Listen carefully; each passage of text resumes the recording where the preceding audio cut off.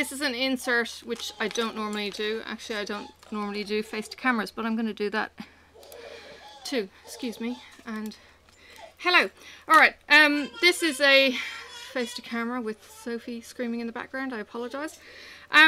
This is just a warning. I do swear in this video. I don't really apologize for swearing. I think it's mildly in context. I will be sharing some very, very personal stories about where my head is going and decisions that I had to make this weekend with a big family issue. So yeah, just warning you, there is swearing. And yeah, back to the video. And the only reason you're apologising is because your husband's ears are bleeding. Yeah, my husband reckons his ears are bleeding. No. He's no angel, although he likes to make out that he's an angel. He's not an angel. Yeah. Back to the video. Hello, welcome to my channel. Sorry, just trying to make sure everything is kind of working. And yes, I'm here. Okay. All right. Whip and chat. Here's my whip. Here's my chat. Here's my tea. And look. I can't tip this up. I might tip it up by the end, but you can see, look, oh, going the wrong way. Look, there's a puppy dog playing. All right, and on the other side, it's hot. It's got a bone, and it's in play position. Oh, maybe it was the other way around. Anyway, it's in the play position, and he's running after a ball. This is a birthday present, so yes, I'm using it. I don't normally have a small tea during the day. That's my only hesitancy, but I wanted to show that, yes, I'm using it, and yes, I love it. So, yeah. Excuse me. Hot. It's fresh tea. Yes, that was a birthday present, and yeah, I was absolutely tickled pink when I received it. And, oh yes, sorry, I've only had one coffee, a little bit slow I think this morning. What I had said in my thank you to my beautiful person, who you'll see anyway when I get to unpack, but what I had said was that every time I look at this I'm going to laugh and I'm going to remember the friendship, and I think that's awesome. So there's a vinyl, I think it's a vinyl wrap around the mug, so hopefully I don't break it, but if I break it, hopefully I can glue it so that I still have it to have and it doesn't actually destroy anything. But it's absolutely gorgeous. The only thing is I have to hand wash it, so gee thanks. Because the high temperature in the dishwasher I think will end up making the heat thingamajiggy in these wraps stop being reactive, and it'll either go all white or it'll go black and stay black, which means that I either don't get the puppies playing or I get the puppy snoozing, because there's actually a dog on its back snoozing in the black version. So yes, and it reminds me of my beagle. So he's outside, lives outside permanently, and he's roughly 8, so I've got maybe 4+ years with him if I'm lucky.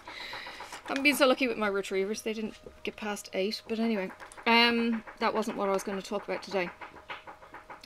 Sorry, just wriggling in a couple of drills that are moving out.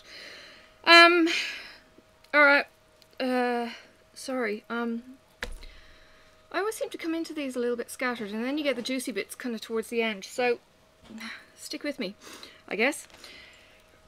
I'll catch you up on some of the news. Oh, I'll just say pen I'm using is from Red Patriotic Beauty. This is one of her hand-turned pens.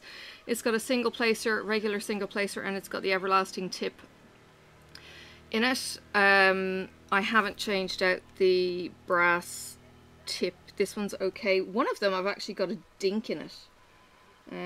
I think it's in my RachelRaeCraft pen, which is somewhere stuck in the mug. I still haven't managed to get my husband to make me a pen holder yet that's bigger. So I'm running out of space for my resin pens, basically. Okay, I'm gonna start drilling. So please just, you know, bear with me and the slightly scattered thinking, because I've got stuff on my mind that I want to share with you, and it's trying not to do the phone call with the, hey Dad, can you do me this, instead of going hi and having the chat and then, oh by the way, can you do this for me. I'm trying to kind of avoid doing that, but I don't think it's going to work. So yeah. Yeah. Had a really good conversation with my dad actually on the phone, on the video this week. He has an iPad that he uses for the video chat. He's always been up there with tech. He's always been into Apple tech too, and everyone was kind of going, what the hell? When we were all PC users. Now I'm Linux, and it's like, oh god, you guys are so dinosaurs. Anyway, so yeah, Dad's been on the Mac forever, and he used to video chat from his Mac computer, but then his hearing started to go, and he started being a bit more kind of mobile around the house. Like his computer is upstairs in the spare bedroom, kind of, that's been converted into an office for him. He got the iPad. He didn't have an iPhone, he had a brick, and he then got new hearing aids, and I think he got these hearing aids because he was having trouble listening to the higher frequency of female voices, because we squeak, unlike the males where they, you know, deep. Anyway, so he was struggling with that, and he went and he got this hearing aid that actually patches into the iPad. I don't know this technology, but it patches into the iPad directly, so he's getting the information not audibly, but it's digitally, I suppose, through straight to the hearing aid, so he hears much crisper, and he doesn't struggle as much with the phone calls. Now this video call was the best. He was chatty, he could hear me, he didn't struggle, and it was just such a pleasure to talk to him, and just to shoot some of the breeze. Like, there was news, but then it was just like shooting the breeze. It was just like catching up, you know, like old times. It was really cool. So had a really good chat with him. He's 93. God love the Irish. He's still driving. Don't drive in Wicklow. If he's around, don't be there. Holy cow. It was scary when I was over there, and yeah, I can only imagine his reflexes can't be as quick as they used to be, but he thinks he's fine. Yeah, try telling an old man that he's not quite so fine.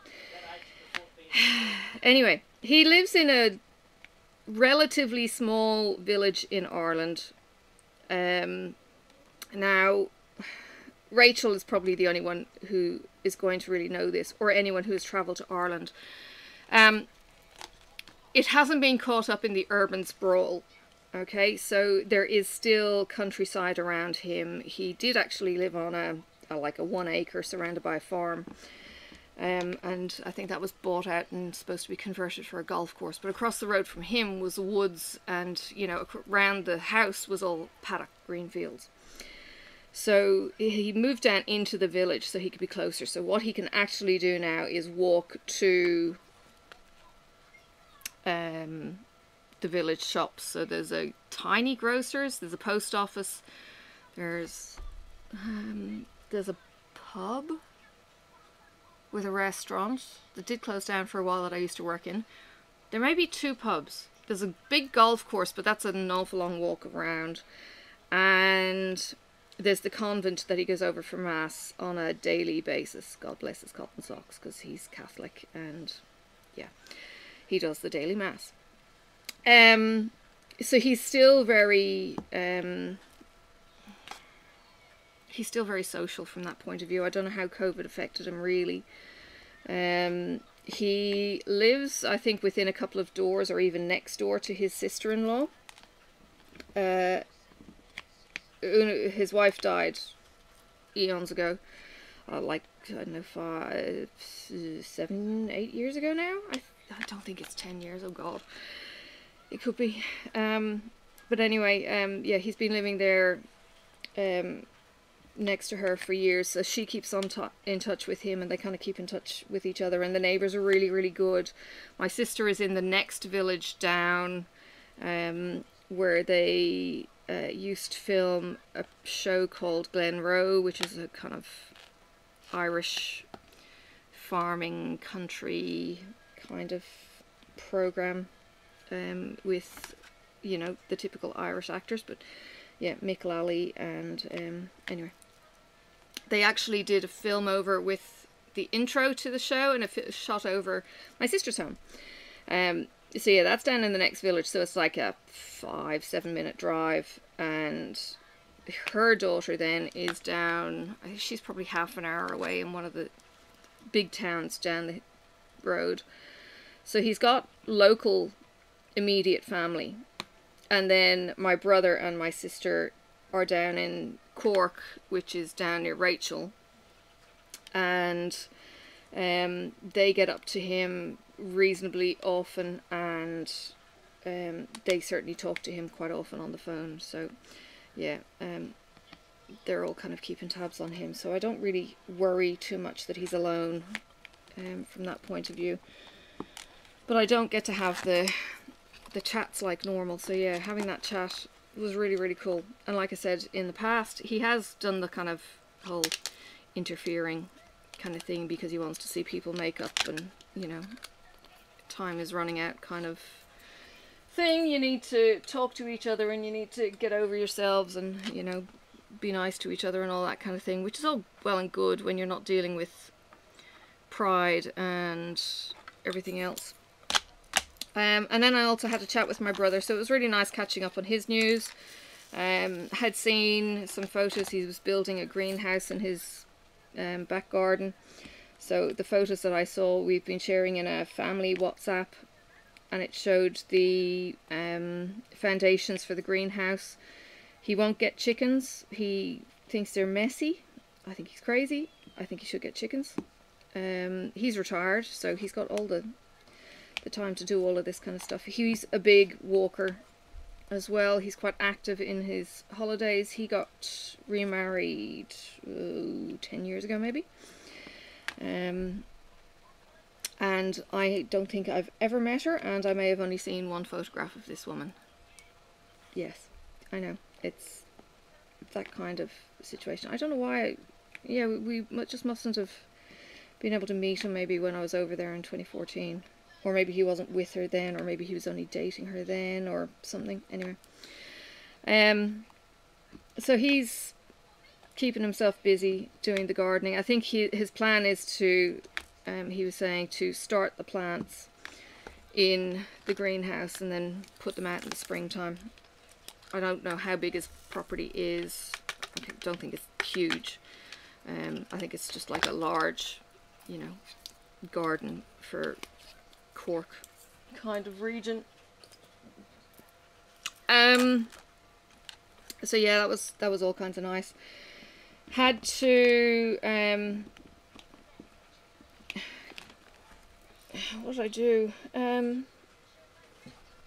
Work was fine. Work was a short week because my birthday was at the beginning of the week, so that was nice. I have a colleague who shares the office with me, and she whinges and complains about her workload. Oh, the stress. And how, you know, she's got a much bigger workload than anyone else, and yeah, that was driving me nuts. The quiz this week, I knew I'd do really badly. It was world leaders, it was aviation, it was weird topics. And the gossip, the in-office gossip bitch, came into the lunchroom during the quiz, and he started talking. Yes, he is a he. And yes, he is a bitch. He came into the lunchroom and he started yapping and doing his usual kind of, oh, here, I'll just stir the pot in a very loud manner. And I said, get out. Give me the finger. Yeah, I don't think he was too impressed, but seriously, he goes around the office and he just shares everyone's secrets and knows everything before anyone else. I was in, so my job kind of has 2 office spaces, let's say. So my paperwork base is, you know, my office, my active base then. Anyway, my boss came in and he was in my meeting office, and the gossip got back to the office saying, oh, the boss was in there to give you a reaming. And I'm kind of going, no, he wasn't.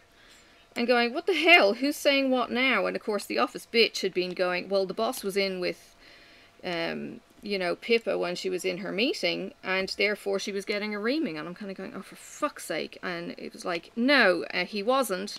And I don't know what the hell that was about. So, yeah, that kind of rumour just shits me. So there was that, and there was something else that was being said, and I think it was my in-office kind of colleague that shares the room with me kind of thing, her bleating about her workload.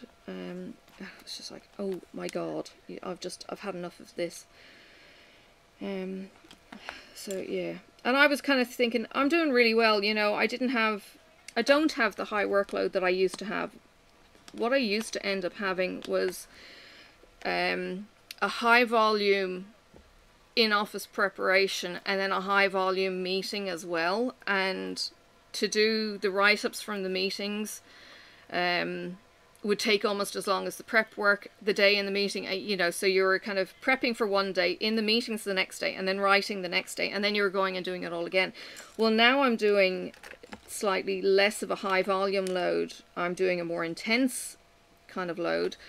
You have to do more kind of head thinking and stuff and that, but the actual physical, what am I doing and where am I going and all of that kind of thing has eased off. So I'm really enjoying that, but it's freed me from that point of view to be able to kind of go, okay, and, you know, get my head around things a bit better and all of that. So yeah, I don't know. I think it's just her. And she's got this mannerism like a tick where she kind of says something and then there's a little or something at the end of every fucking sentence. Yeah. On a bad day, it's bad. For me, I mean. It's just... yeah. Anyway. Oh dear.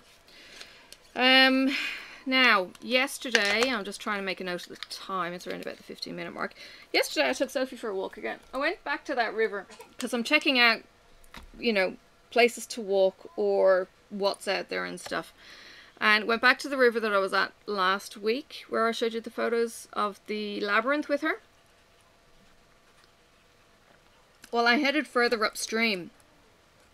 And further upstream could have been so pretty, but they've gone and built a road over it, and they've really kind of built up reasonably close to it. But there's these gorgeous wide rocks. Now when I say wide, it's not hugely wide. It's, you know, 5 meters maybe at a push from riverbank, creek bank to bank. And have I gone and put the double slash I have? So from creek bank to creek bank, it's you know, round about the 5 meters. Now it's not in high flow or anything at the moment because there hasn't been much rainfall.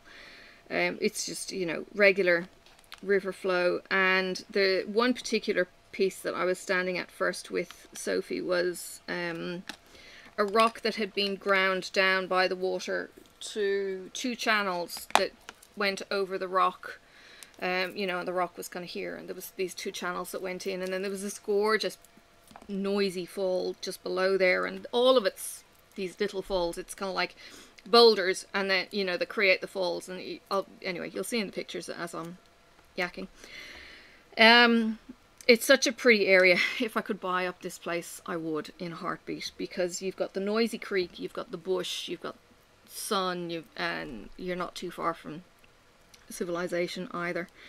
There are a couple of houses that actually have like a concrete bridge over the rivulet that is literally as wide as an old-fashioned car, so it's skinny as all hell. And on one side of one of these, there's no curb. And I'm kind of thinking, oh shit, I'd be so nervous driving over this thing to get to my home. I don't think I could handle it. I think I'd be parking on the road about 300 meters from the house.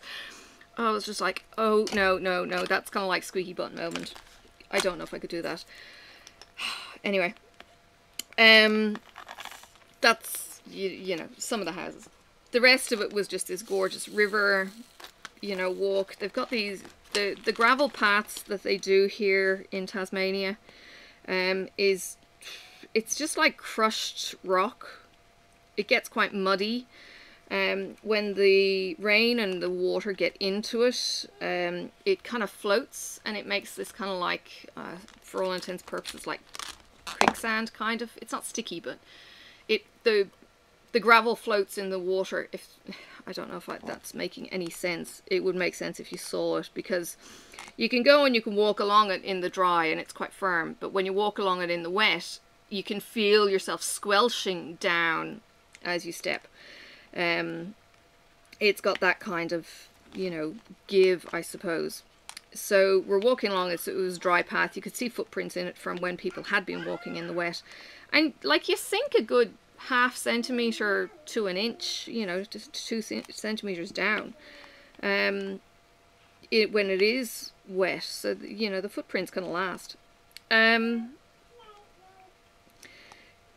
Walked up where it got quite, you know, zigzaggy, and trees had fallen, and you could see where the last massive rainfall had literally torn down the mountain, and debris was left quite high on the riverbanks, and you know, weeds stuck in the trees and all that kind of thing.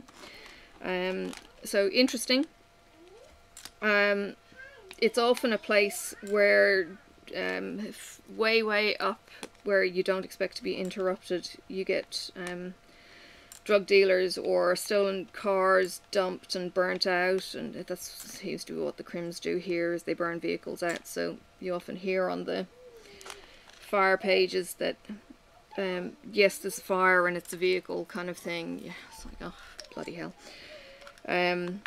It seems to be the treatment of choice, I think, here, so that they don't get caught, is to burn out the vehicle, which is a shame, because then the owner of the vehicle, you know, doesn't get any kind of recompense, and it's not really something that they seem to ever get punished for, from what you see in the media.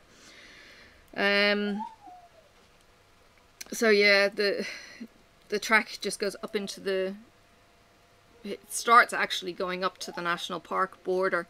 There are then trails, like fire trails, all over the mountain, and when I say fire trails, they're not wide enough to be fire trails. You probably have them in the States. I know I had them in Ireland, and what they do with the fire trail is basically keep it clear of trees for, I don't know, a couple of trees width. The problem with the trees in Tasmania are, because they're gum tree, they're the oily trees, and it's the oil that catches fire. So what is it, a fire break here isn't a fire break. It needs to be like a kilometre apart, because, well, Ash will still go a kilometre and set fire, but it needs to be so much more vast than a fire break in, say, Ireland, in the pine trees, because the pine trees don't go whoosh and have, you know, huge flames or anything. So yeah, it's a bit of an oxymoron, but there are these fire trails where basically you can get a fire truck up, like a 4-wheel drive, up these roads. Or some of them are just like walking tracks, and it's, you know, it's tree canopy over your head and everything. No, I'm not, am I? No, I'm not going to go for some of the heavy yet. So I'm not going to go for that one either. Let's go for this one. Yeah, you've got all these fire trails, and they actually can wind their way all the way up to the summit of the mountain, which we have a view of out of the house. And they're just these twisty-turny trails that mountain bikers love to come down the mountain on, and that kind of lunacy. We did have some idiots who started putting what we call man traps, wire across the road, the paths, to basically decapitate a rider for whatever fucking purpose. Yes, sorry, no kind of sympathy on that one. I don't know if they've ever been caught. I've never heard of anyone being caught for setting man traps on the mountain trails. But the mountain bikers would be coming down at a fair rate of knots. I think they spot the wire at the last minute, and you hope that it doesn't actually cut, but it just throws them off the bike. But anyway, nasty stuff. There are some nut jobs out there. Yeah, don't get that mentality whatsoever. So yeah, it's a pretty spot. Yeah. I had a friend who went mushroom hunting. She takes photographs of mushrooms, which are like 5 mil high, with her macro lens, and wow, it's awesome. Yeah, it was just funny because her brother and sister, no, her sister and brother-in-law, yeah, that way around, they actually live in the suburb, which, Sophie, I'm going to kill you. She's just after poking all my top jars open. Sorry. The jars that I leave poking out, she's just after poking them all down. Which just makes them harder to find if I've missed one. And then she's walked away. Kids. So yeah, I jokingly kind of said to this chick, oh, I was just up in this this suburb walking. And yeah. She actually took one of our kittens way back, but she didn't make it. She got sick and died, or got lost and hit by a car, something like that. Yeah, I was devastated for her. So now she's a foster mum of kittens, and she keeps on putting kitten photos up on her page, which is all kinds of cool. Yeah.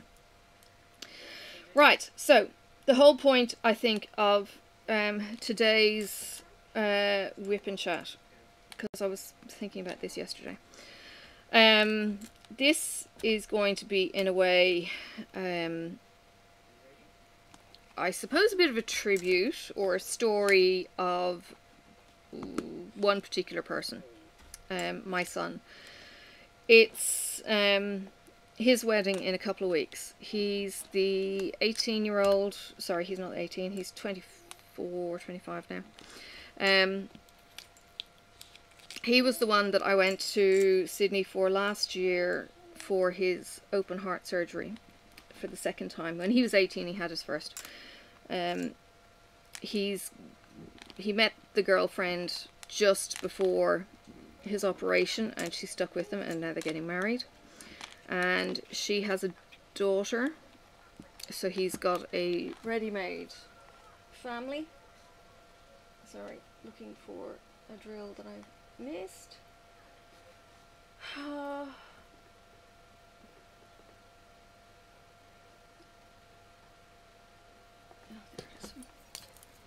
Sorry, and I was twisting, and I shouldn't have been twisting like that. So yeah, I am going to talk about him because a decision had to get made yesterday, and I kind of maybe want to set it, I suppose, into some kind of context. So, had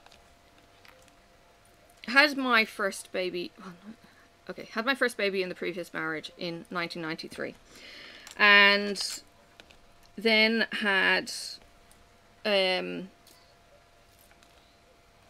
second, sorry, just trying to find out what this drill is so I can put it back. Oops. I'm going to kill you, Sophie. Yeah. And then had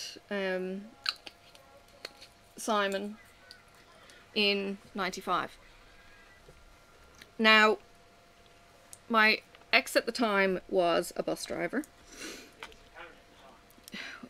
Sorry, he was my current at the time, my ex now. Okay. I don't know how people do this when they're supposedly not naming names. I really don't care, right? My ex was Justin, right? Justin, at the time, used to be a bus driver. He needed a job and got trained as a mini bus driver for the Dublin company.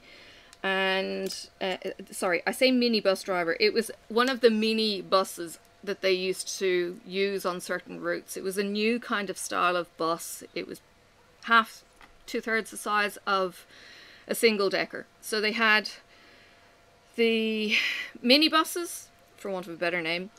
They had the single deckers and they had double deckers. Okay, and certain routes really got certain buses. So the busy routes got the double deckers. The not so busy routes, but the commuter kind of routes, got the single deckers. And this little buzz bus that used to go, it was a brand new route, used to have the little minibus. I think they were maybe a 40 seat, where the single seat might be a, you know, 70, 80 capacity kind of thing. Anyway, he was working on in the buses, and he reckons he was on the bus called the 111. Now, they used to have, when you get a shift, you'd be you'd get there was a terminus called Donnybrook Garage, and they'd have a few of these terminuses around the city, and that would be your base depot. And there was a certain amount of routes that ran out of that base depot, and so you were always within your same routes. Whereas here in Tasmania, I don't know what the fuck they do. They seem to put a bus driver on a route one way one day, and then a completely different direction the next day, and I don't know how the hell they know where they're going. But anyway, so the route was nicknamed the 5th 111, or the shift was nicknamed the 5th 111. I think the 5th 111 was actually the night bus. So you'd have, like, the first 111 might be the 6 a.m. to 2 p.m. kind of drive. The second would, you kind of get that idea. So the 5th is at the end of the day, something like that. Anyway, he jokingly said he was driving the 5th 111 when Simon was conceived. Now, I don't know who he thinks might have conceived it if it wasn't him, but anyway. So this was the joke. He wasn't there for the beginning. Well, he sure as hell wasn't there for the end either. Right, so the story with that, the pregnancy was fine. I never had a problem with babies, carrying babies, being pregnant or anything else like that, except for sciatica towards the end. So we were still renting back in this time, and I was looking at buying a house. Managed to get this house with a bit of a bit of cajoling, let's say. It was a scheme that they used to have for low-income earners, where you'd buy half and the council would buy half. Now, he was ashamed of this, my ex, Justin. He was ashamed of this scheme, right? Don't know why. Anyway, we were basically a single-income family. I think got a part-time job down at the local supermarket. But, or maybe I got that after we had moved. Maybe that was it. Maybe I was at home with the eldest before then. So we managed to buy this house, and the criteria with it was you could only buy a house up to £50,000 back in old money, right? The house sale price, and I was it was in a position where you it was a reasonably sized town that we were in, Bray in Wicklow, which is the most northern town in County Wicklow, with, you know, I don't know, 20,000, 30,000, I don't know, a few thousand, you know, tens of thousands of people in this town. It was a well-established town. It wasn't a village. So the thing was, you had local real estate agents in this town, and I went and I stalked these agents, and I basically said, look, this is where I want to buy. Tell me when you get the house. Because you would sell locally with your local agent. You wouldn't go to one of the city agents or anything. So I was stalking these, and I found this house before the for sale sign went up. It was just in at the right time, talking to the right person at the right time. The for sale sign never went public. I never had to fight for this house or anything else. And they were asking $51,500. It was an ex-rental. The carpet in this place was like shag pile, textured shag pile. It wasn't even flat shag pile. And they had an Alsatian in the house when it was a rental. The carpet was disgusting. And I might be able to go into that later. But it was a brown, black kind of mottled thing. And because it was so dirty, it was really, really dark. There was tear marks where the Alsatian, I think, had scratched through the carpet as well. So it wasn't in brilliant condition, being the ex-rental. And the price was more than the council was willing to do the deal. And we were right on the council border for not being able to go any further south into the cheaper neck of the woods. We were still in kind of county, Dunleary County, to be able to avail of this offer. So anyway, there was a bit of cajoling. We managed to negotiate, I managed to negotiate all of this, and managed to negotiate that we would buy the house for 50,000 and we would pay 1,500 for the carpets and curtains. That's how we got around the price being too high with this council scheme. So we bought this house. I think we must have moved in, I think we moved in within a couple of weeks of Simon being born. Maybe that was it. So all of this has been negotiated when Simon was still cooking.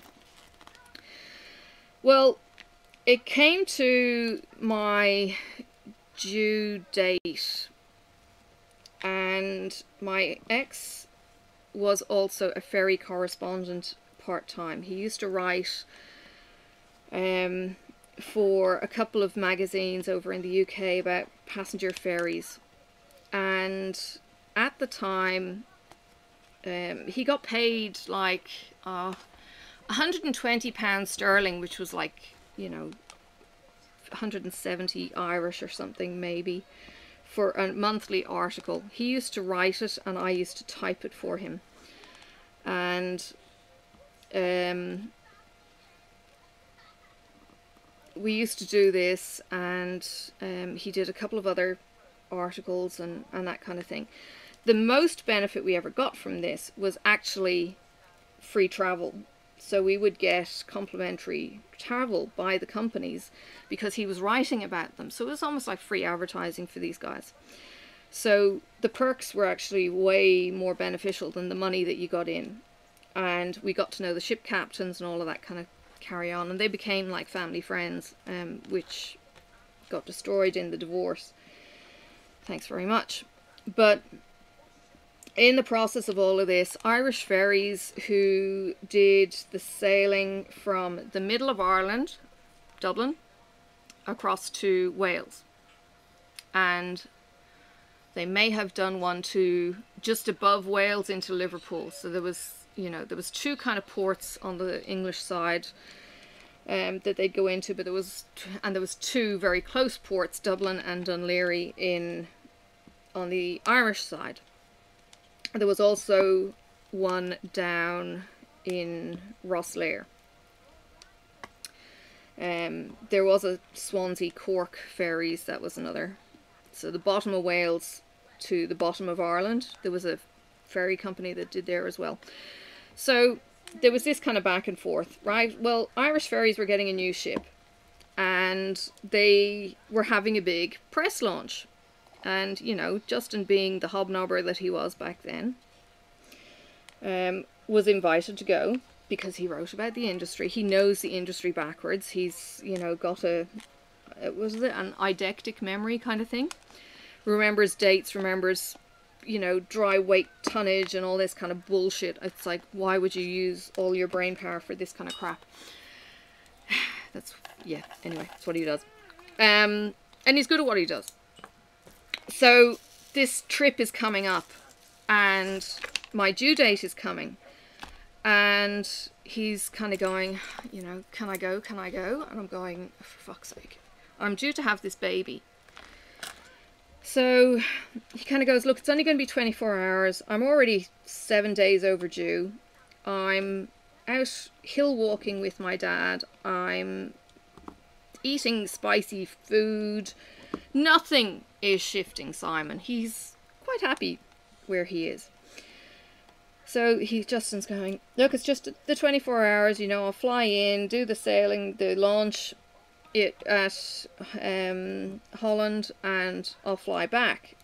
So I already knew if I hadn't said yes, he would have been like, oh, they'd be doing this now, oh, they'd be doing that now, oh, and he'd be like this all fucking day, weeks, driving me mental because he missed out. And of course, you know, not that it was important for him to be around for his heavily pregnant wife at that time.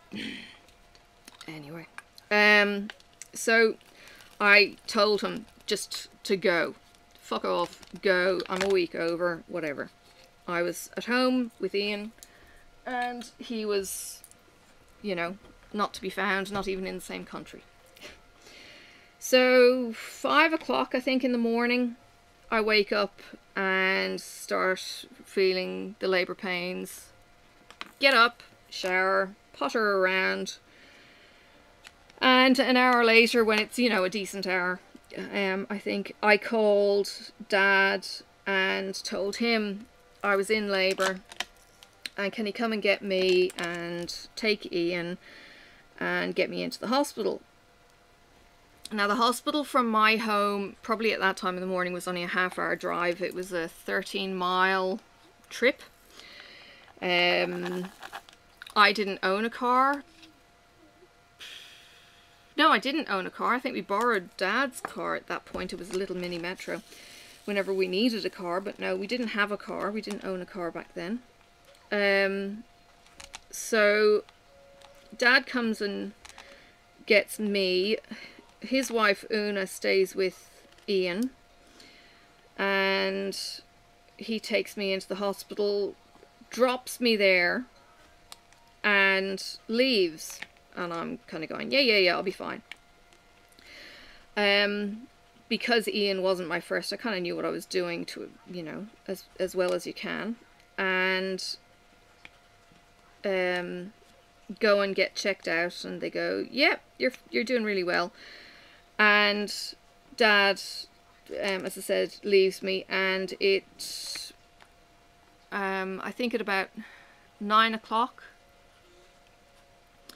there's phone calls back and forth. Justin's in the air coming back now. And when I'm still labouring, no sign of him. So I'm labouring away, and the nurses are going, holy cow, you're so calm, you're doing really, really well. I was doing all the breathing, doing everything, and it was, you know, it was hard work, but it was, you know, fine. And they said we should, you know, be using you as the education kind of labour kind of thing. They were saying I was doing that well. And start pushing, I think, at 9, and he's out at 9:20, and the next thing I know, I'm sitting in the bed, I think, holding Simon, and there's a phone call, and it's the pilot on the aeroplane that they've chartered. It's like a 737, one of the not so huge ones. I can't remember which. Is the 737 bigger than the 747? I don't know. Anyway, it was a private charter of this plane, and it's the captain on the plane, and he goes, how's it going, how's progress? And I say, well, I've had the baby, don't tell him. So Justin's on the plane, none the wiser, and the pilot, I think, makes the announcement on the plane saying, you know, you're all right, we'll get you there in time. Well, my brother peels off. He goes to the airport to collect Justin. And he gets to the airport, he grabs Justin, takes him into the hospital and says, congratulations, you're a dad. And Justin's kind of going, what the fuck? Now, all the time I was pregnant, Justin was convinced Simon was going to be a girl. All the pregnancy. Okay? So Simon was supposed to be Simone, I think. I'm not quite sure. Anyway, he keeps getting teased by his baby sister, and she calls him Simone. She's one to talk. But anyway. So Simon arrives, and he does look, you know, different from Ian. Ian was kind of like a photogenic baby. Simon, not so much. Justin rocks up there and sees him, and I think the first thing out of his mouth was, his eyes are too far apart. Yeah. Simon was also blonde, bald, so he looked like he was bald. His hair was so fair. I'm a redhead and Dad is brown. So he's the blonde fair colouring, so he's got no visible lashes, eyelashes, eyebrows, hair. And the first words out of Justin were, his eyes are too far apart. Well, this turned out to come back and bite us, I think, years later. So the story was then that he wasn't there for the start and he wasn't there for the finish. So Simon's growing up and I start getting a bit concerned about him. I start kind of noticing he doesn't respond when I call him. And the more and more I do this, I'm kind of going, something's not right.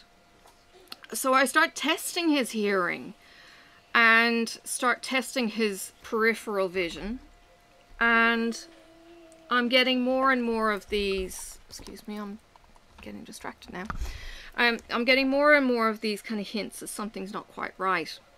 And I'm doing the clicking the fingers and he's not seeing it, but then he'll see the hand, and his peripheral vision was so switched on, he was, head snap, and he'd look at you, and I'm kind of going, what the fuck is this?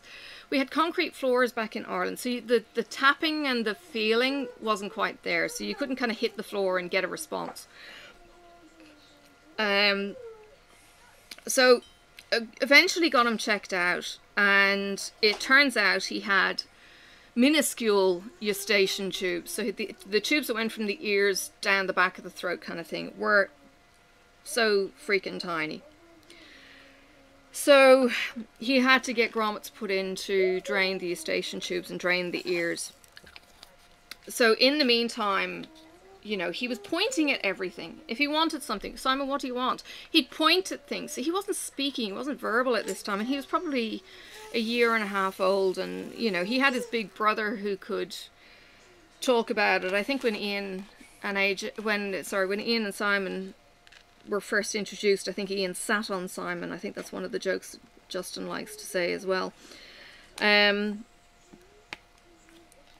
So he'd point at things and he would communicate that way. And I was just like, there was certainly no flies on him. He would make what he wanted known, but he would silently follow his big brother and stuff.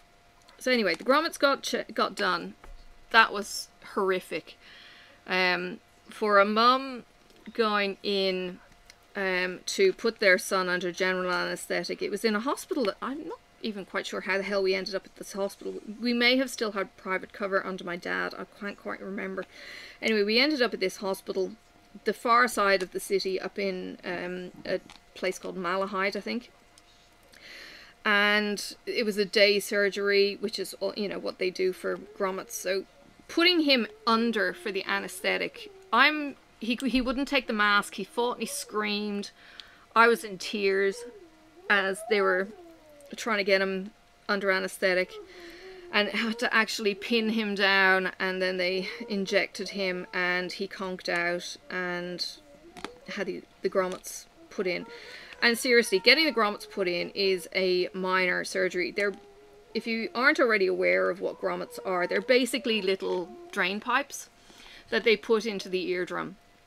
So it gives an airflow through to the inner ear to dry it out so that they can hear. Otherwise, the hairs in the ear, those delicate little things that actually are needed for sound, are underwater, effectively, and you can't hear anything. So that's effectively what he was hearing. He was hearing everything underwater. So the grommets were put in, and we were scheduled then for speech therapy. Well, holy fucking cow. I have never seen a kid go from silent to talkative in such rapid succession. Simon never shut up. Never. He questioned everything. Why is that there? Why is that blue? Why is that? Questioned everything. He was the most curious child ever. He did my head in. We actually had a kind of tradition of taking the kids away for, you know, a day trip. It was supposed to have been their holiday that the parent kind of tagged along on, and you did what the kid wanted, not what you wanted, which was very hard for my ex because he was a child. But anyway, so the running joke was that he was on the road to go to wherever they were holidaying, and he hadn't even got 15 minutes away, and he said, the kid won't shut up, you know. And yeah. So this was, you know, my son, and he always had this curious mind. Well, then his hearing started to go again, and he had to get the grommets repeated. I think he may have been in Ireland still for the second grommet operation. He then came out to Australia and had 2 further operations with the grommets. Now, all during these operations when they did the day surgery, never once told me he had a heart murmur. Never picked up on a heart murmur when he was a kid, right? He was the kind of kid that, because I think he asked so many questions, he questioned, like, why is the tree there? Why is, you know, why is there smoke in the sky? And it was this kind of curiosity. And I could answer those kind of questions. My ex, you know, maybe not quite so much. I don't know. Because I questioned everything. Now, I think the issue lies in this. Simon and I maybe have the same kind of inquiring mind. I used to question everything. Everything. Still do. It's like, well, but why? And I want to know the reasons for why something is being done that way. And it pisses people off big time, because I'm questioning why they're making a judgment on something, which I suppose makes them feel like they're being questioned. You know, when basically I'm just trying to find out understanding of how is that done and why is that done that way, kind of thing. Is there a better way to do it? Because I will constantly find another way to do something that usually seems to be an improvement. It's just me. So we would clash big time. But he was also really, really smart. When he was in high school, he was doing, you know, the higher end maths and all this kind of thing. And I'm, you know, he's asking for help. Well, Justin couldn't do that. Justin was a grade 10 dropout, and wasn't a reader, although he did the writing. This is ironic. He wrote about ships, but he wasn't a reader, except anything to do with ships. He had his own hang-ups, and shit happened when he was a kid, so that's fine. But teaching Simon was, you know, kind of, he had a maths problem, and I'm kind of going, I don't even understand what the fuck that means. This is not like your, you know, you've got the, what is it? You've got that new way of doing maths over in the States at the moment that everyone's going, what the fuck? 1 and 1 is 2. You don't need to have, you know, 1 duck and 1 plant and come up with 10 kind of bizarre methods of maths. He was doing, you know, really difficult kind of higher level kind of stuff, and I'm kind of going, oh Jesus, it's been such a while since I was doing this. You tell me how this is done, and then I'll kind of go from there. So he would, you know, teach me, and we'd kind of nut out, and, you know, that kind of thing. So there was a lot of pleasure in teaching him. He had to put up with his bully of a brother, who I think is narcissistic himself, like his dad. He was very cheeky, he was very dismissive, but by golly, if you cross his little brother, you were dead meat. So in the school that we had the boys in, Simon was getting picked on. There was bullying going on at this Christian school. And it got to the point where we ended up pulling Simon out of the school and putting him in the local Catholic school. in high school, and he excelled. He started doing so well academically and everything.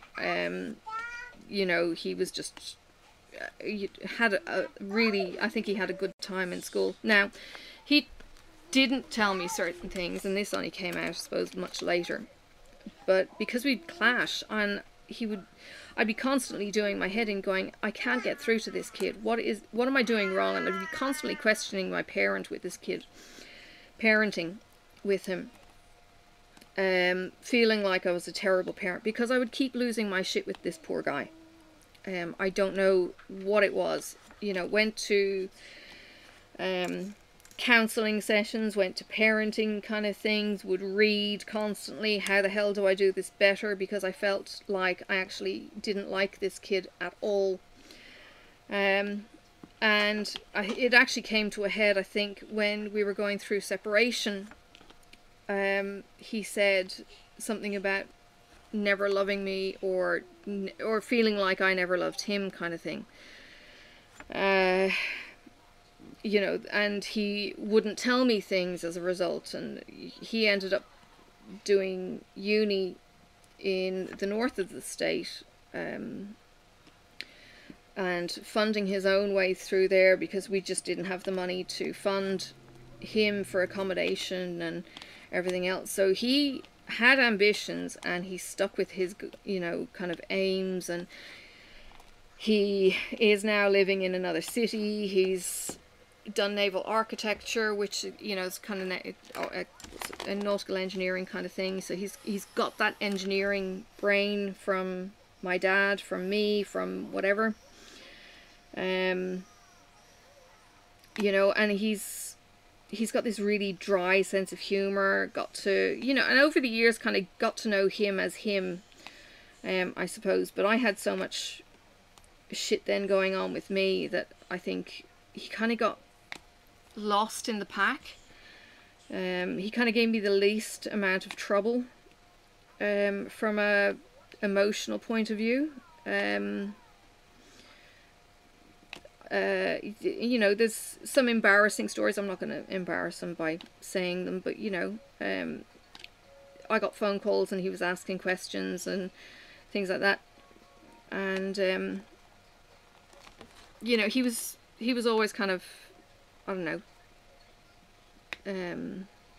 he was the challenge, but he was also the one that had this determination to just push. Well, in when he was about 15, he needed to get braces. His teeth were shocking. He had really, really bad teeth. And he got braces put in, and the plan when he had the teeth all realigned was that he would then end up getting lower jaw surgery to basically cut the jaw here on both sides and realign it. So his jaw pointed down, and the thing was to basically tip it so that it sat more like that to help his bite and everything else. And this was going to get done when he was around about 17, kind of thing, 17, 18. Well, the teeth all got fixed, and we then started going in for the pre-op stuff for the jaw operation. And he went in for one of the pre-ops, and this child, he was so young looking, and look, I was only, whatever, early 30s myself. This child of an intern registrar, or whatever the hell he was, who was doing the preliminary checks, checking his heart, and all that kind of thing for the anaesthetist, who would then come in and, you know, would look at him, you know, where are your teeth at, you know, we're going to have to put you under, how much of a head flexion you've got, all of that kind of pre-op kind of stuff. So this registrar comes in and he's listening, and he goes, I need to talk to my boss. He says, I think I can hear a murmur. And I'm going, fuck off, child. You have no idea what you're fucking talking. Just, you know, don't be stupid. He's had umpteen operations 4 of them, whatever it was, under anaesthetic. We've never been told he has a heart murmur. This is just stupid. I'm thinking all this. Anyway, the anaesthetist comes in and she has a listen and she goes, yeah, there's a murmur. And I'm going, what the actual fuck? So instead of going for the jaw surgery here, we end up going to cardiologists here. And the jaw surgery, anyway, never happened. We ended up going down the trail of open heart surgery at the age of 18. And it was just like, what the fuck is going on? So I think... Fucking. Yeah. Shut up. I should probably put a disclaimer at the beginning. Yeah. Anyway. So, like, this literally swept the world out from under my feet. He, I think, went for this pre-op thing around about September, I think. He was in surgery the day before Christmas Eve. That's how urgent they thought he was needing surgery. In the meantime, he was doing what we call the Freedom Ride. Now, the Freedom Ride was a bike ride from Port Arthur Penal Colony, 100 kilometres into the city in Hobart.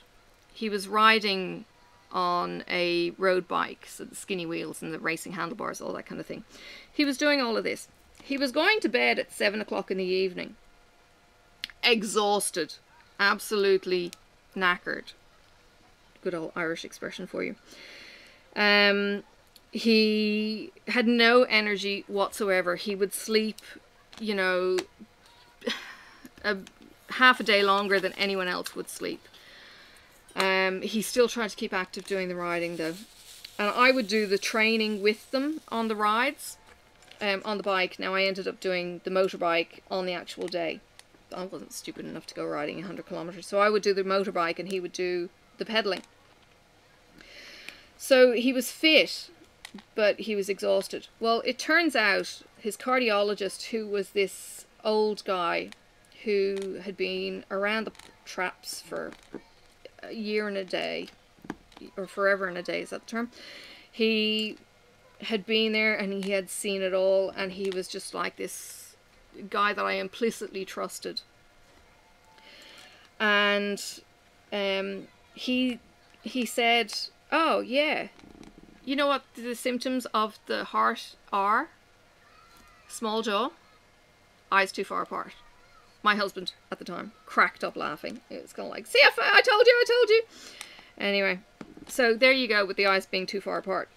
It's all bloody congenital to this teenage developed heart murmur. So it turns out this heart murmur that he had was a dicky valve in one of the hearts and a dicky valve, and they thought it was 3 holes, or I think they thought it was 2 holes. And they went in and they found out that it was 3 or something. It was worse than they thought. And that.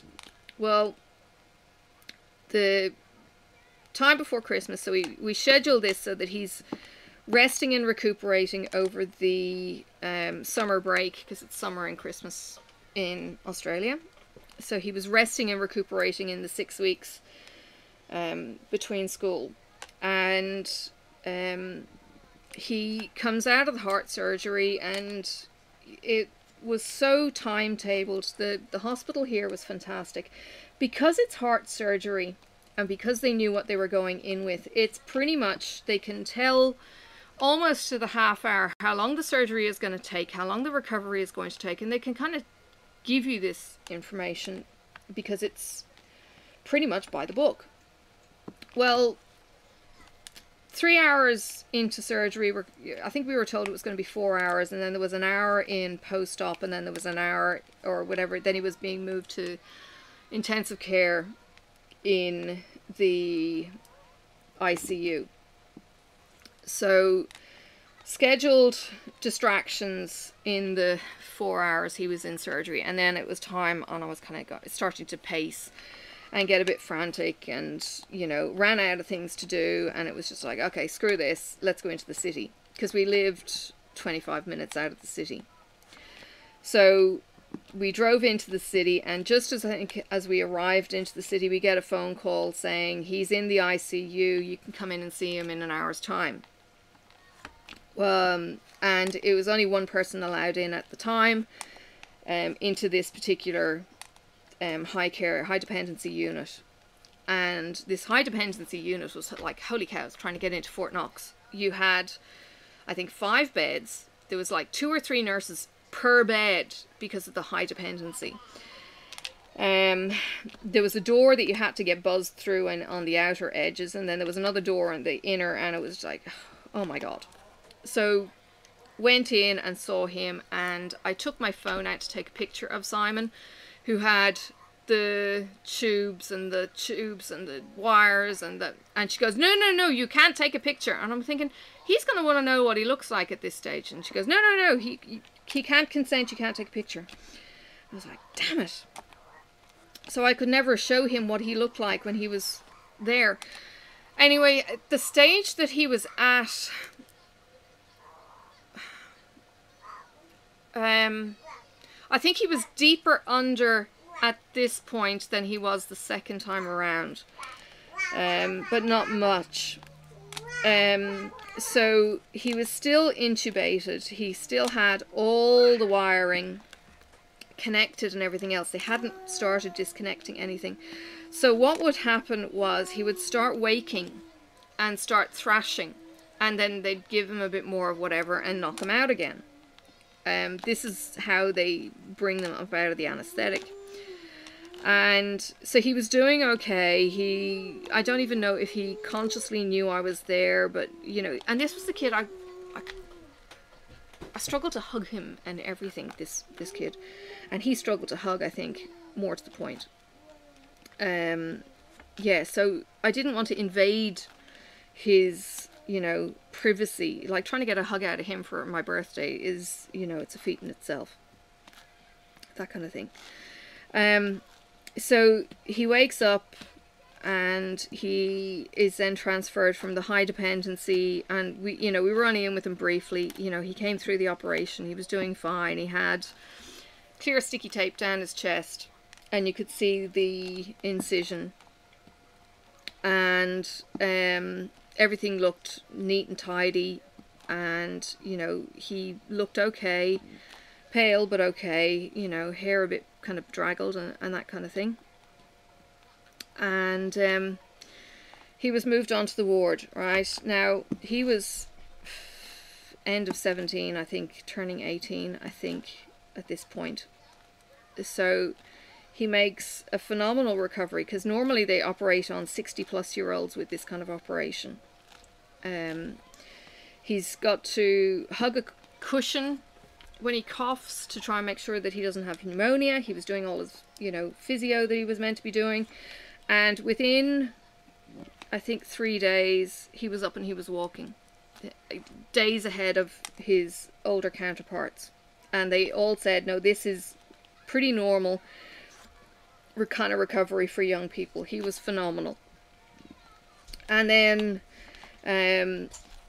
we went in for the post-op check, and they said there's a problem. One of the holes, after some checking and everything else, one of the holes that got patched, one of the stitches holding the patch in burst. And this was down to the high volume. Can you go and get your nappy changed, Sophie? Please? Go. Come on, let's go. One of the stitches had burst because of the high pressure in the heart. So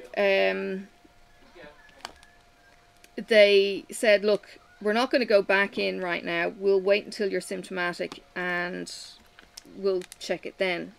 So they knew that there was a problem from the get-go, but didn't know how it was going to affect him. So Simon goes about his business, gets further and further into the bike riding, gets further and further into the training and the fitness and the study and the working long hours, and he is completely renewed. You have no idea how much energy this kid had now, because the heart was doing what it was supposed to have been doing. It was phenomenal. So he just seemed to excel and love life and, you know, do all the things that he wanted to do. So he goes up to Sydney and he goes, look, I'm getting really tired again. And I think he either made an appointment when he was back down here in Hobart with the surgeon. I think he did, because I was with him, yeah. And the surgeon goes, yeah, you're becoming symptomatic again. We're going to have to schedule you for surgery. And he could have either had surgery in Hobart and recovered with us, or he could have had surgery in Sydney and kind of been on his own. So there was a bit of the toing and froing. Now at this stage we had had the divorce and everything else. The separation was a little bit raw. There was conflict between the kids and Marcus. The house where I am is tiny in comparison to the house that I had. So it was a space issue of where we would put Simon. Was considering actually hiring a caravan and putting him out in the front, because we had the 2 girls going back and forth at this stage. And in the end he made the decision to have the surgery in Sydney, and I would travel up for as long as possible, and then his dad would tag team me and look after him after he got out of hospital. So Marcus and I went up for the week before his surgery, or a week of his surgery. As I said, he had the girlfriend that he met on Tinder or something. Second girlfriend he met on Tinder. So if you ever think, you know, there's hope for you on online dating, I met my husband on Tinder, and yeah, it works. Not on Tinder, I met him on Zoosk, Z-O-O-S-K, Zoosk. Anyway, we went up and he had the surgery and we stocked his freezer full of food. The family that he was living with had gone to the States where they had family. So we had the run of their house, which was fantastic. So we stocked the freezer full of food, had some time with Simon. He woke up after the surgery again, textbook, and we got into the ICU when he was conscious. So he was awake now, he was still intubated, and they were going to extubate him. Well, I did a bit of a sneaky with this one, because he was still kind of out of it. He knew what was happening, but didn't remember it. So I videoed them extubating him. Marcus walked off. Marcus has had surgery, and he's had lots of surgeries, or a few surgeries, and hates to anything medical. So he walked off with Sophie, and kept her amused. So I'm standing there just recording it, you know, off to the side, being as discreet as I can be as they extubate him. And she goes, the nurse, "What are you doing?" I said, "No, I'm just recording this for him. He wants to see what's going on." I think, or taking pictures or whatever. So I took lots and lots of pictures and the video, which I then put into a folder for him and gave him the link to, or sent him the photos or whatever. So he had them to look at when he was ready afterwards. And he has looked at them, and he was kind of like, holy crap, is that what I look like? You know, and it was good for him to have that record. And that's why I recorded it in the first place. You know, I'm not stupid. I've never put it on social media and never will. So if you don't do that, don't touch. So he got extubated. Now, you need to go away. You need to leave. You need to leave. Sophie. Go. Sophie. She started to open the bottles. Anyway, so he's doing his recovery, and there's talk of moving him, not moving him, putting him on a general ward, and we're driving in and out from his house every day, going... What were we doing? Were we going in twice a day?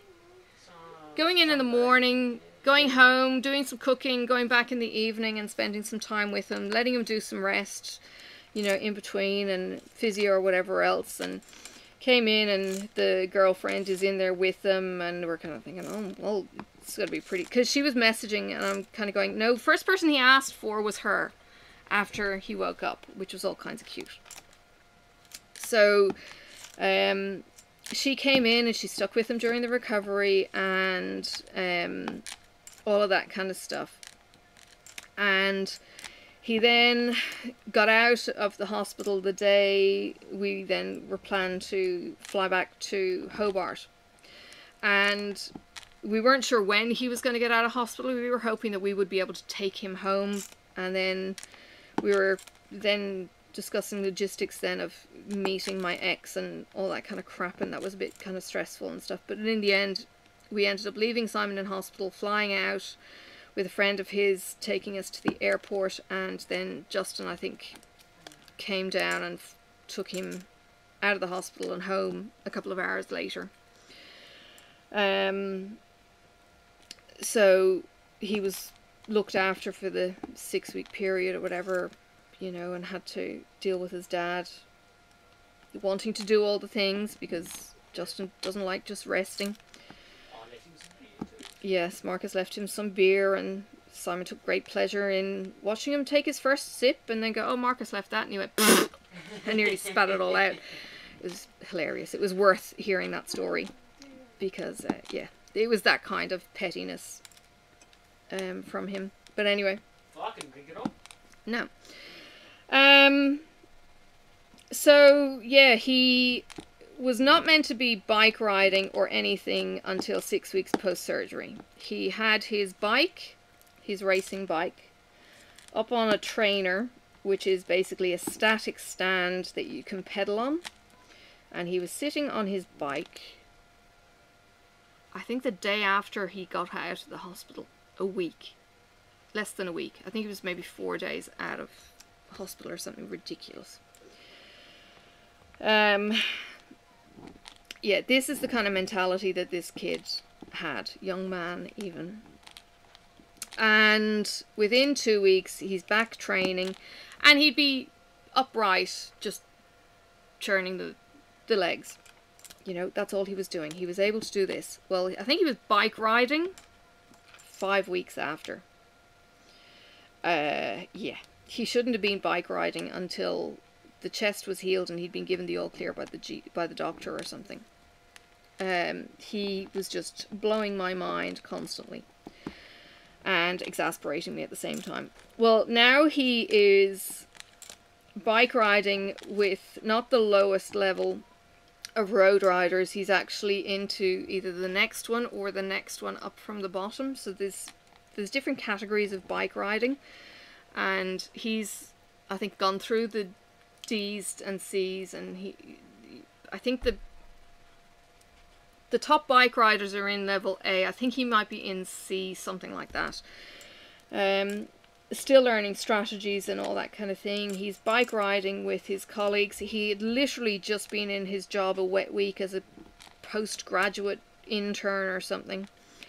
And his boss not only took him back after he broke up with his fiancée, he then gave him the leave that he needed post-surgery and all of that kind of thing. Like, his boss was phenomenal. And then it all went tits up with COVID, and he was let go with the COVID thing. He was supposed to have been given job seeker, but then they still let him go and made him redundant, so now he's got a new job. But yeah, it was all a bit hairy for a period of time.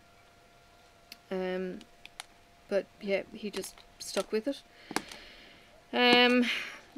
So yeah, he's still Sydney side, and he's getting married in 13 days. He's actually getting married, I think, in 14 days. Sunday fortnight. He's getting married. Now, we booked our tickets back in February when it was announced. And back in February when COVID went worldwide and shit hit the fan. Well, of course, the damn Victorians couldn't keep their together. And yeah, why am I bleeping now? It's like, no, seriously, I'm so freaking frustrated with the bloody Victorians. Anyway, Tits Up happened in Victoria, of all bloody places. and we cannot transit through Victoria in the car, and we're 2 weeks out from travel. Logistically, it's not feasible to fly. We'd be meeting more people in the general public. If I was to go on my own, I'd have to quarantine without Sophie for 2 weeks. I'd have to pay nearly $3,000 to do it. If we were all to fly, that would mean enough luggage for 2 adults and a child, toddler, and pram and everything else, and public transport, and I've got my shitty back and my husband's got his shitty back and everything else. Public transport is not our thing. So we said flying's not an option, we just can't do it. Now, I had been excluded from my eldest boy's wedding because it was too raw with the whole separation thing, and my ex, Justin, had got in their ears and had completely poisoned that chalice. So I didn't get invited and didn't know anything about the wedding. I was only involved in the pre-wedding bit where they booked the venue. And then I was ostracized. So I didn't want to go missing this second wedding if I could avoid it. Now that doesn't mean I'm going to do above and beyond stupidity either. Or stuff that's not logistically feasible. So we had done what we could do. We had booked the accommodation. Everything was more or less either booked or paid for. And we started saving for expenses for the trip and everything else. And, you know, we've got all of those and everything else budgeted, set aside, and all that kind of stuff. So I messaged the accommodation during the week, and I said, look, just wanted to let you know we're still looking at COVID. We're still hoping that we're going to get permission to travel through Victoria. One accommodation though I had to cancel because it would basically would have meant a 6-hour drive through Victoria, and that would have meant that we couldn't get back into Tasmania with the only way that Tasmanian was letting us back, which was basically you can transit through Victoria with only a refuel stop. Well, that would have prevented all of that, and we had to change the route back. So cancelled that booking regretfully and did all of that. We were, you know, as open and honest as I could be with the Airbnb people. Now, I don't know if you've got Airbnb in the States. Airbnb is basically people renting out their homes or guest houses, like a bed and breakfast kind of thing that you'd have in Ireland, England. It's a homestay basically. And we had picked some gorgeous places. One was like a small homestead farm stay where the wedding was going to be. There was alpacas and chickens and, you know, a little bit of space for Sophie to be able to run around in and all of that kind of thing. And it would... What? Llamas. Llamas, not alpacas. What's the difference? Neck length? Fuzz? I don't know. Anyway, we would have learned all of this. So yeah, I've corresponded with Judy at this place over the weekend, and I said, look, I don't know if we're going to be able to make it. We're still holding out that we're going to be able to make it through. I'm watching the COVID releases on Friday when the state premier made a big announcement, and it was basically Tasmania is staying in lockdown until the end of October. Now that didn't mean that Tasmanians couldn't return to Tasmania. It just meant that we weren't having free travel with any other state, because we're an island state and we can effectively do that. But we could still transit through from New South Wales through Victoria with only that fuel stop, and we could return because we were Tasmanian residents. Unfortunately, New South Wales weren't thinking the same reciprocal thing, that we could transit through Victoria and get into New South Wales. any of the border restriction things was saying if you're coming through Victoria, there is no exception. You can't come for a wedding. There may be some soft exceptions for funerals. And I'm scouring government pages and emailing politicians and everything else, and I'm running out of time.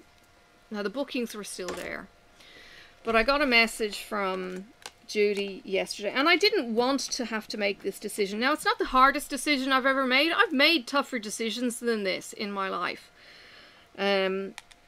certainly, but for me to go and pull the plug on a trip that is basically up to this little fucking virus and stupid people in Melbourne who keep on wanting to be out in public and not wear masks and not look after their health or anyone else's fucking health, and the numbers had been jumping 400 plus a day and deaths coming out their ears. And this might not sound like a lot to you guys in the US dealing with thousands of people a day, but this is a lot for Australia. And they could not get their shit together. And it's only now under 100 transfers, you know, per day or anything else right now. And we're kind of thinking, oh, any day they could say down to 14 today, okay? It had been 0, okay? Tasmania has 0 cases of coronavirus. We should be back to normal and we're not. You still, well, I think I told the boss Friday, dancing is back on in certain circumstances because he's a dancer. He dances with his wife. He does salsa or something. Anyway, so I'm furious with these bloody Melbourneites and furious that politicians can't realise that people would want to transit through by road. You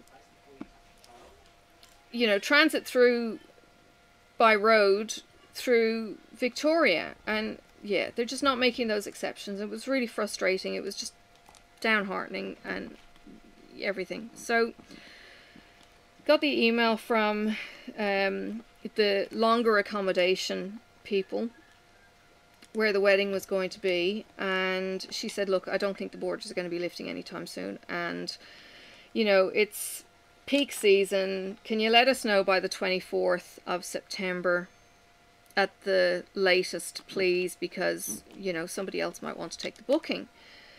And I just went, no. No, not doing that. I'll cancel the booking now. It's fine. And I just made the decision there and then just cancel the whole thing. And it wasn't something that Marcus had put me under pressure to do. In fact, Marcus was a little bit annoyed that I made the decision without me, even though we had talked about this every fucking week. But I was getting so stressed with this, are we going to be able to go? Are we not going to be able to go? And I didn't want to have to make that decision. And I think I've talked about this in the previous couple of Whippin' Chats. I didn't want to make this decision for me to pull the plug. This isn't my fault I can't get there. This is state lockdowns and everything else, and it's breaking my heart. Sorry? We bought a car. Yeah, we bought a car for this trip. Because Norbert was so bloody unreliable at this point, he probably would have broken down on the way up there, and we'd never have got there anyway.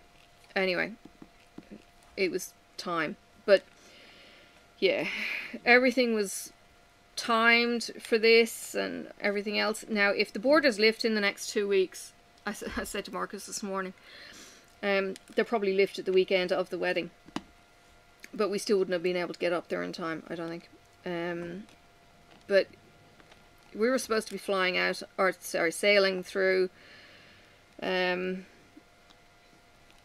Thursday fortnight. I was getting my nerve block. I am getting my nerve block on Thursday. Even the idea, and my doctor said, what the hell? The sitting in the car. I said, it's only going to be 3.5 hours, then we can do the car stops. He said, that's too long to be sitting in the car not moving. You've got to move more. You know, and he's expecting me to still need my pain medication for weeks and weeks on end.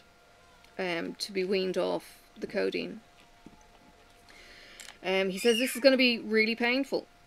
So yeah, here's me, you know, nerve block operation on Thursday, sailing Thursday week. The trip was not going to be fun at all. It was going to be mask on in the on the deck of the ship, on the car deck, and go straight to the cabin. Right now, the cabins are not exactly spacious. It's a bunk, somewhere to stand, and you got a tiny shower. That's it. You had to stay there when you got on, and you walked to your car. There was 0 facilities on the ship. There was nothing. You were not allowed out of your cabin to walk around to get some fresh air on the deck, on the outer deck, or anything else. Now this is a sailing I don't particularly like anyway. It gets rough as all hell an hour out from Devonport, and the strait is quite a rough strait from a comfort point of view. So I like getting horizontal, as I call it, as early as possible, because otherwise my inner ear gets all kinds of screwed up and I feel sick. So I don't necessarily mind that I couldn't walk around, but not being able to go out on deck and have fresh air, not being able to walk around and have a beer, wine, whatever, just to de-stress, because I get I kind of like have almost, without being rude or being demeaning about PTSD, I kind of have PTSD of sailing from being pregnant with Simon and getting violently ill with the sailing, because this was, you know, the lady a man, the cow that rolled in a wet paddock kind of thing that I told you about recently. So I have this physical link to the trauma, and my body gets physically nervous, and I get stressed closer and closer to the sailing time. So yeah, it's PTSD. So the whole, you know, pre-trip thing, I'm getting more and more kind of on edge and everything else. So yeah, it's just not a fun time anymore. Although I would have been distracted with, you know, Marcus and Sophie, and it all would have been new for Sophie. But imagine a toddler cooped up in a room, you know, for hours and hours, not being able to do anything, not being able to see anything, you know, that wouldn't be fun. So,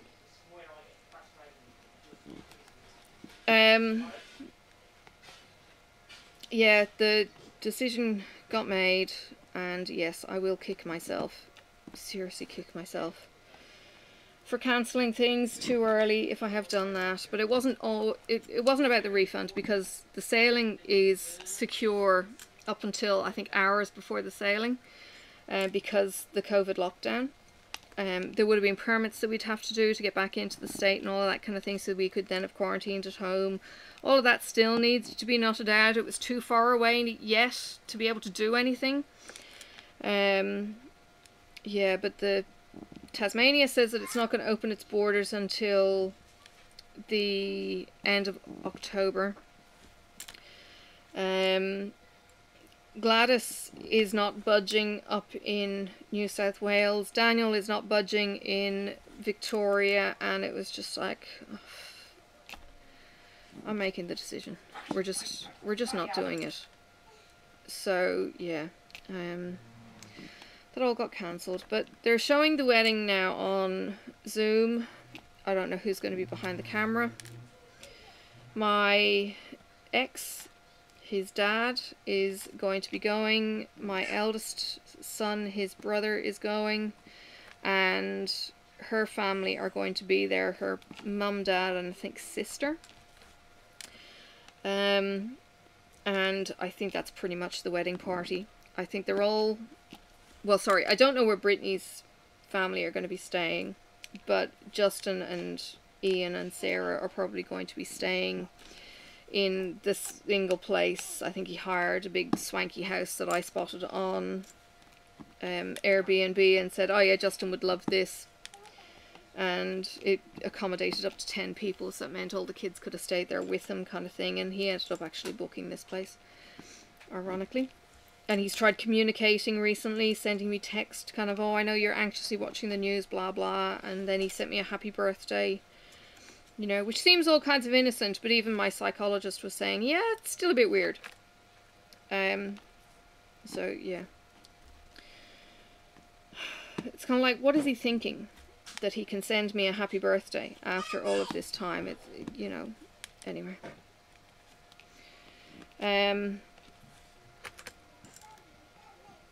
And the thing is, to anyone else it would have just been, all I said was happy birthday. Like your father. Yeah, like my dad. And I'm kind of thinking, it's not just a happy birthday for him though, it's, I don't know, it's almost like it's opening the door into something else, and it's setting up I'm being the nice guy kind of weirdness, and it's like nobody gets a narcissist unless they've dealt with one before.